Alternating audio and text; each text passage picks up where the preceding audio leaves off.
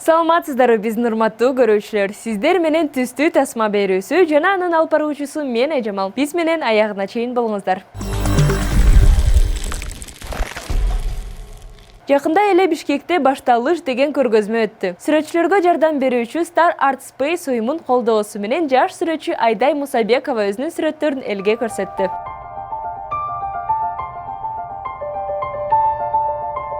Барыңыздарга салам. Азыр биз ушул жерге Айдай Мусабекова аттуу жаңы баштап келе жаткан сүрөтчүнүн көргөзмөсүнө келдик. Эми ичине кирип көрөлү.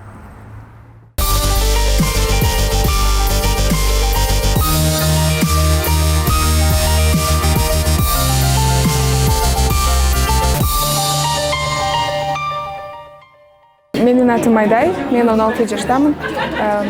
Мен кичинекей кезим Нарын областында өткөн. Мен кичинекей кезимден бери сүрөт атканды жакшы көрөм. Жана ата-энем ушул талантымды байкап, мага Бишкек шаарындагы көркөм сүрөт мектебин сунуштап калышты. Мен дароо эле макул болдум, анткени бул менин кичинекей кезимден берки кыялым болчу. Ушундай сүрөт мектебинде окусам, сүрөт аркан үйрөнсөм деп.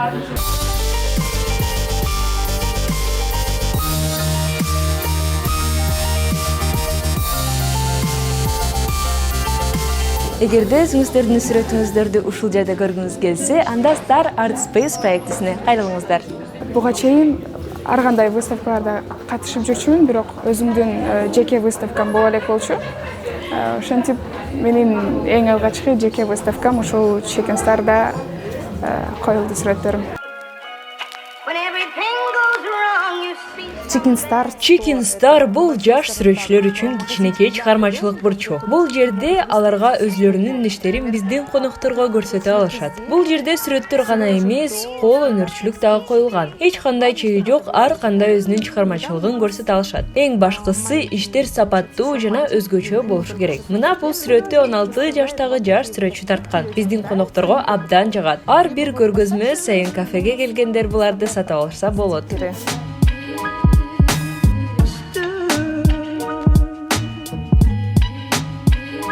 Бул картинанын аты «Кара кыз» деп аталат.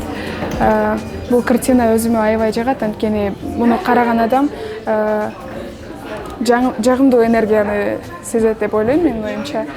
Бул сүрөттү дагы интернеттен алгам, бирок кээ бир жерлерин өзүмө жаккандай кылып өзгөртүп тарткам. Ушул сүрөт мага аябай жагат. Буну бир жума ичинде даяр болгон.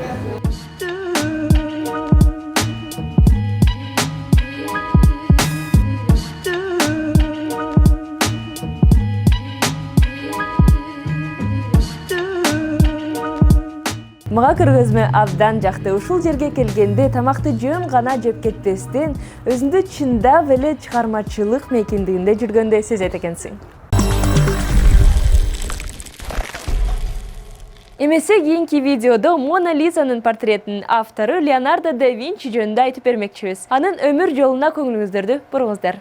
Леонардо ди Сер Пьеро да Винчи кайра жаралуу доорундагы көркөм өнөр адамы, скульптор, ойлоп табуучу, сүрөтчү, философ, жазуучу, илимпоз жана полемат, универсалдуу адам. Келечектеги гений Пьеро да Винчи менен Кэтриндин сүйүүсүнүн натыйжасында төрөлгөн. Ошол кездеги социалдык нормаларга ылайык Леонардонун энесинин теги төмөн болгондуктан, анын ата-энеси баш кошушу мүмкүн эмес эле. Биринчи баласы төрөлгөндөн кийин Катерина карапчыга турмушка чыгып, аны менен өмүрү бою жашаган. Белгилүү болгондой жолдошунан 4 кыздуу жана 1 уулду болгон. Леонардо энеси менен 3 жыл жашаган. Анын атасы биринчи аялы менен ажырашкандан кийин дароо эле тектүү үй бүлөнүн бай өкүлүнө үйлөнгөн. Бирок анын мыйзамдуу аялы төрөй алган эмес. Үйлөнгөндөн 3 жыл өткөндөн кийин Пьеро уулун өзүнө алып, анын тарбиясын колго алган. Леонардонун өгөй энеси 10 жылдан кийин төрөйүн деп көз жумган. Пьеро экинчи жолу үйлөндү. Бирок тез эле кайрадан жесир калды. Жалпысынан Леонардонун 4 өгөй энеси, ошондой эле 12 аталык бир туугандары болгон. Леонардонун атасы аны тоскандык Андреа Веракьюгага окуучу катары жөнөткөн. Насаатчы менен окуп жүргөндө Леонардо живопись жана скульптура чеберчилигин гана үйрөнбөстөн, жаш Леонардо гуманитардык жана техникалык илимдерди, булгардан жасалган буюмдарды, металл жана химиялык реактивдер менен иштөөнүн негиздерин изилдеген. Бул билимдердин бардыгы Да Винчи үчүн жашоодо пайдасын алып келген. Леонардо мастердин квалификациясын 20 жашында тастыктап, андан кийин Веракоунун жетекчилиги астында ишин уланткан. Жаш сүрөтчүнү мугалиминин сүрөттөрү боюнча кичинекей жумуштарды аткарып жүрдү. Мисалы, ал фондук пейзаждарды жана майда каармандардын кийимдерин тарткан. Леонардо өзүнүн чеберканасын 1476 жылы ачкан. 1482 жылы Да Винчи өзүнүн колдоочусу Лоренцо Медичи менен Миланга жөнөтүлгөн. Бул мезгил аралыгында сүрөтчү бүтпөй калган 2 сүрөттүн үстүндө иштеген. Миланда герцог Людовико Сфорза Леонардоны сарай аппараттарынын инженери катары киргизген. Жогорку даражадагы адам коргонуучу шаймандарга жана короонун көңүл ачуу шаймандарына кызыкчуу экен. Да Винчи архитектордун талантын жана механиктин жөндөмүн өркүндөтүүгө мүмкүнчүлүк алды. Анын ойлоп тапкан нерселери замандаштары сунуш кылганга караганда бир кыйла жогору болгон экен. Инженер Миланда Сфорза герцогунун кол астында 17 жылдай жүргөн. Бул убакыт аралыгында Леонардо Мадонна Гроттодо жана Эрмини бар айым сүрөттөрүн тарткан. Өзүнүн эң белгилүү Витрувий адамы сүрөтүн жараткан.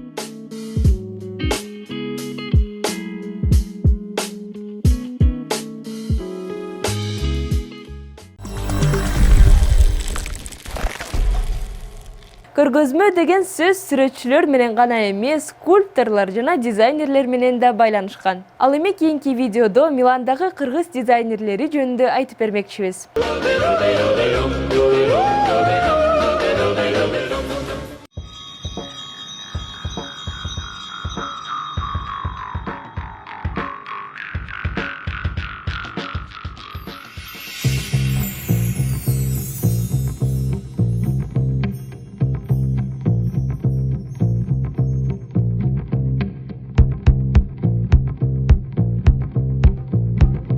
Достор, биз Миланда мода жаңылыктарын тартып жүрүп, бул жерде жума гүлежен көрүп калдык. Ал болсо, чапан жаңы коллекциясын көрсөтүп жүрүптүр.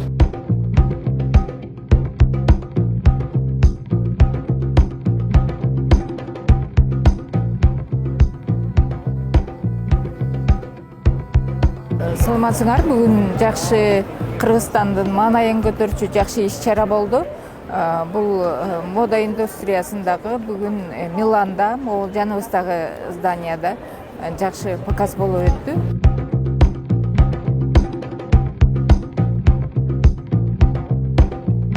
Бул показга бизди ушул өзүбүздүн Кыргызстан жараны Бурма Чач дагы анын жанындагы компаньондору 3 киши чакырган болчу. Буну биз экинчи жолу өткөзүп атабыз. Анан аябай кубанычтабыз. Кыргызстандан биздин ушундай белгилүү Чапансар бренди келип бизди колдоп, катышып, бунун эң биринчи максаты Кыргызстандын атын чыгаруу жана ошондой эле фэшн мода дүйнөсү экологияны бузбайт, биз дагы жардам беребиз. Биз дагы моделдер, мисалы бүгүн биз ар бир площадька чыгып, ар бир тазалайбыз, моделдер менен кошо.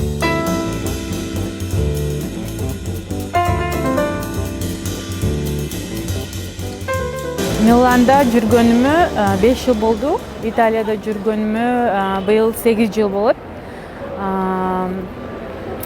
Иштегени келгем, иштеп жүрүп, үй бүлөмө жардам берип бүткөндөн кийин азыр өзүмдүн карьерам менен алекмин, окуйм, магистратурада экономист. Андан сырткары ушу мода дүйнөсүнө кызыгып, мода дүйнөсүнө аралашып келатам. Көрөгөчтүгү жагып атат да бул показдын. Ошон үчүн бул показдын келечеги кең го деп ойлойм. Анткени баарыбыз тең кандай иш жасабайлы, бардык ишибиздин нугун ушу жер жүзүн тазалаганга ыңгайласак, анда жакшы пайда келтиребиз.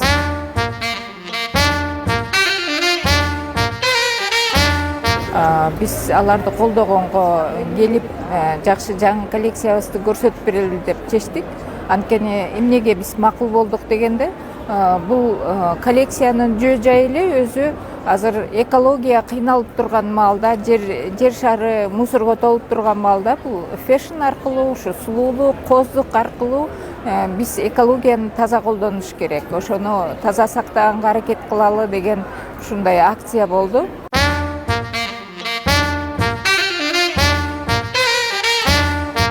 Биринчи показды башташтын алдында тазалайбыз, андан сырткары анан коллекцияны көргөзөбүз. Ошондуктан мага өзү идея, ушул проекттин идеясы жаккан. Ошондуктан мен дагы кошулуп, ошол Азия өлкөлөрүнүн биринчи активисттеринин биринен болом. Ойлордун бир жерге топтошун жана тактыгын сактагым келет. Азыраак чарчап көпкө жетишким келет. Милдронат организм клеткаларындагы кычкылтекти керектөөнү жакшыртып, кыңкыстап ооруганда жана чарчап чалыкканда дене жана акыл эстин ишке жөндөмдүүлүгүн калыбына келтирет. Милдронат, мен муну жасай алам.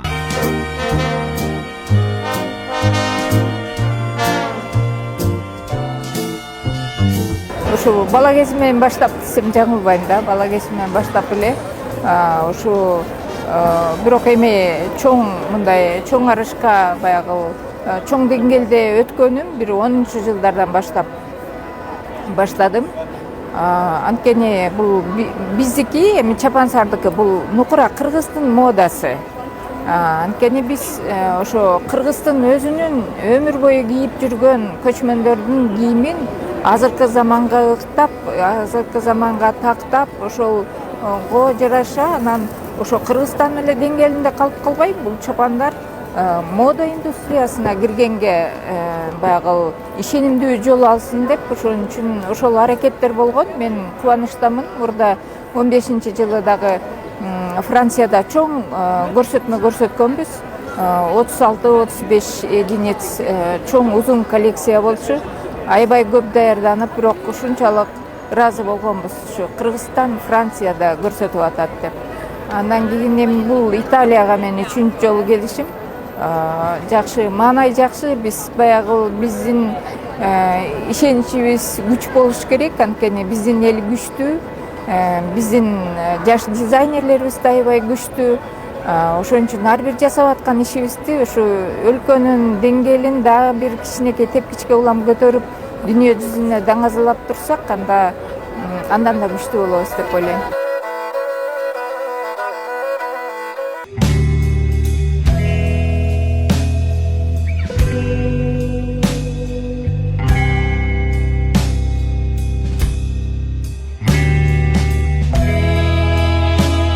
Бул мода көрсөтүүсү эми Кыргызстандын дизайнерлерин жаңы деңгээлге көтөрүп турат. Силер болсо өзүңөрдүн коллекцияларыңарды даярдап, дүйнө жүзүнө көрсөткөнгө аракет кылгыла. Биз болсо силер жөнүндө жаңылык чагылдырып турабыз.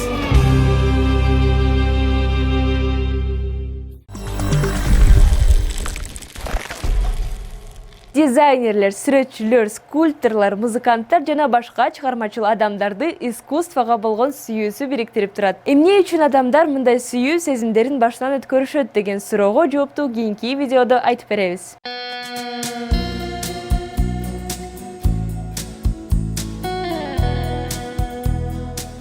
Романтикалык сүйүү, сулуу жана баш айландырган, жанды кыйнап кайгырткан. Ушул сезимдердин баары сүйүү жаратат. Эмне үчүн биз өзүбүздү ушул эмоционалдык кара тешикке таштайбыз? Сүйүү биздин жашообузду маңызга толтурабы? Же биз жалгыздыктан жана азаптан ушинтип качабызбы? Сүйүүнүн артында сексуалдык каалоо барбы? Же бул адамдардын көбөйүүсүнө жаратылыштын максатыбы? Бизге ушул гана керекпи? Эгерде сүйүүнүн максаты бар болсо, анда аны илимпоздор дагы, психологдор дагы ача алышкан жок. Бирок тарыхтын жүрүшүндө айрым кадыр барктуу философтор кызыктуу теорияларды сунушташкан. Сүйүү бизге бүтүндүктү кайтарып берет. Байыркы грек философу Платон адамга сүйүү бир бүтүн болуш үчүн керек деп эсептеген. Өзүнүн Майрам аттуу чыгармасында ал куудул Аристофан жөнүндө жазган. Ал конокторуна төмөнкү мифти айтып берген экен. Илгери бардык адамдар Зевстардын 4 колу, 4 буту жана 2 башы болгон. Бир жолу алар кудайлардын ачуусун келтиргенде, Зевс алардын бардыгын тең 2-ге бөлүп таштаган. Андан бери ар бир эркек же аял өзүнүн жарымын сагынат. Ал эми сүйүү сиз дагы бир жолу ал адамды табуу. Чыгармада кууду Платон ушундай ойлойт деп тамашалаган.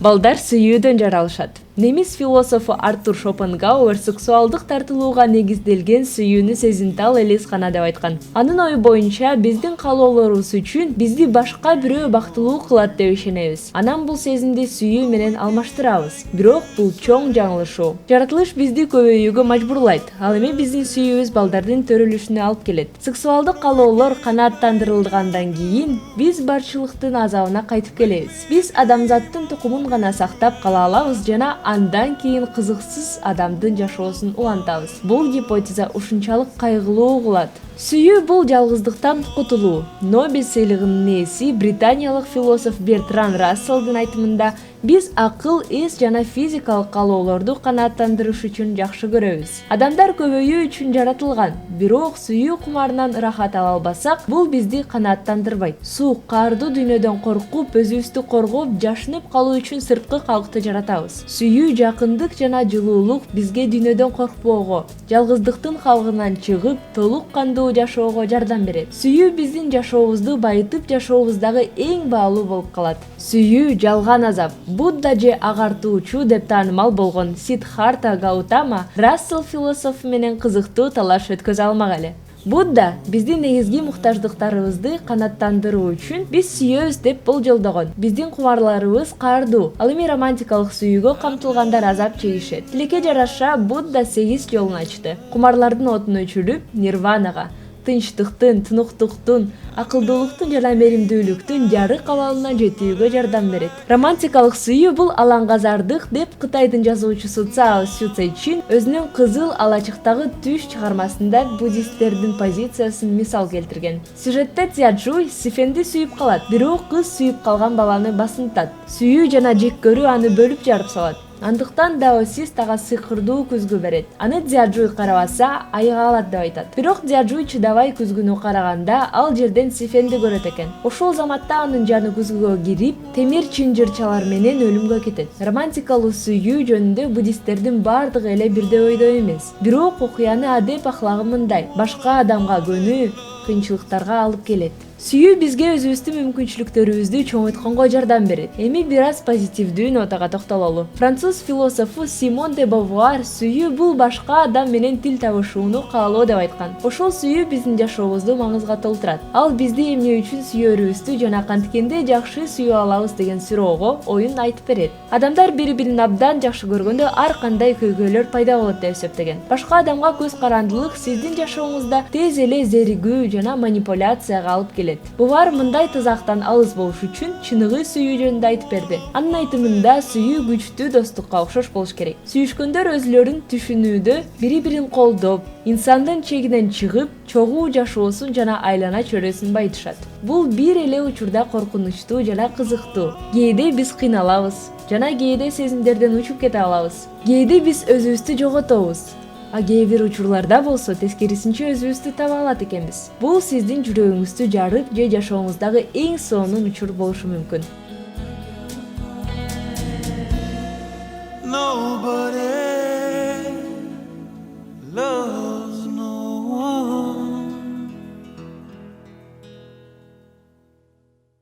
Ал эми чыгаруунун аягында адаттагыдай эле ыр коюп бермекчибиз. Андан ырахат аласыңар деп ишенебиз.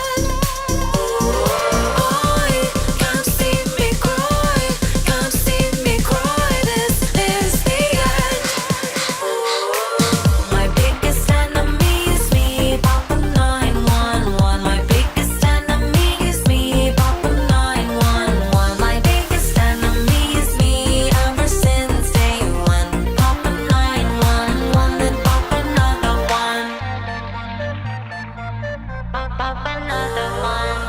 Pop a 911 and pop another one.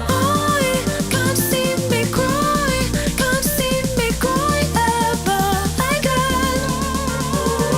I can't see me cry, can't see me cry. This is the end. My biggest enemy is me. Pop a 911. My biggest enemy is me. Pop a 911. My biggest enemy is me ever since day one. Pop a 911 and pop another one. Please patch the line, please patch the line. Need a 911. Can you patch the line? Please patch the line, please patch the line. Need a 911. Can you patch the line?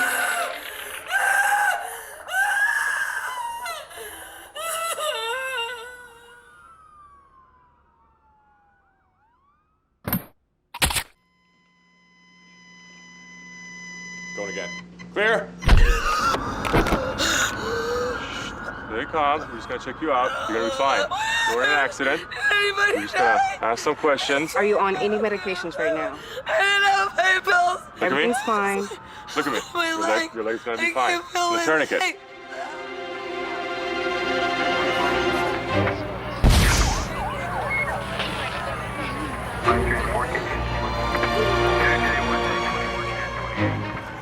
Stay calm. Fine.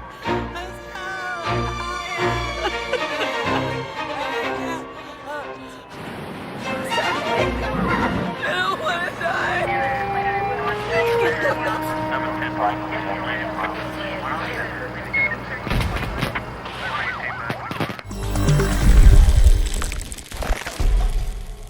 Ушундай көңүлдүү нотада түстүү тасма берүүбүз да аягына келди. Сиздер менен бирге мен Айжамал болдум. Көрүшкөнчө.